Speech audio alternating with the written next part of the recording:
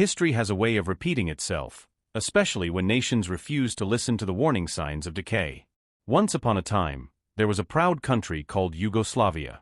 It stood as a union of diverse peoples and regions: Serbs, Croats, Bosnians, Slovenians, Montenegrins, and others, united under a single flag. But beneath the surface of that unity lay deep mistrust, ethnic tension, and the arrogance of a ruling elite that believed the system could never collapse. Then it did. And today, Yugoslavia is gone, gone forever. No one mourns it. No one longs for its return. Each of its former republics now stands as an independent nation, charting its own destiny, free from the weight of a failed federation that once suppressed their identities. Nigeria, sadly, is walking that same dangerous path. For more than 6 decades, the Nigerian state has existed under a fragile illusion of unity, one Nigeria.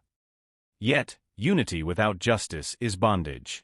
A nation that silences truth, promotes inequality, and crushes dissent cannot endure. The signs are all around us: insecurity tearing through communities, ethnic distrust poisoning national discourse, and leadership that serves itself rather than the people. A federation in denial. From the north to the south, from the east to the west, Nigerians are disillusioned. The promise of independence has long been replaced by decades of corruption, manipulation, and systemic failure. Every attempt to reform the system has been met with resistance by those who profit from the chaos. Like Yugoslavia before it, Nigeria has become a federation held together not by love, not by fairness, but by fear and force. The constitution that binds the country is neither negotiated nor accepted by the people, it is imposed. That, in itself, is a ticking time bomb. The coming reality. When citizens begin to see themselves as prisoners within their own country, history becomes inevitable. The cracks in Nigeria's foundation are no longer hidden.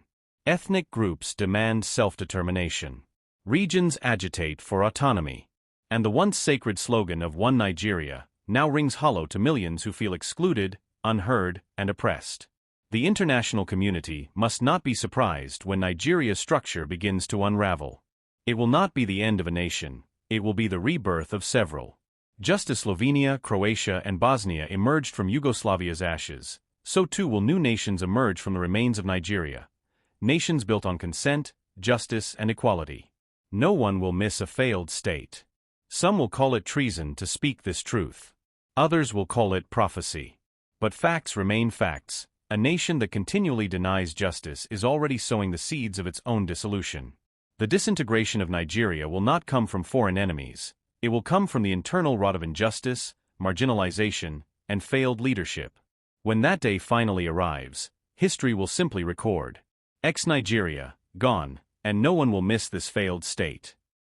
Because nations are not defined by their flags, but by the fairness and freedom they offer their people. And any nation that denies both will, like Yugoslavia, exist only in history books.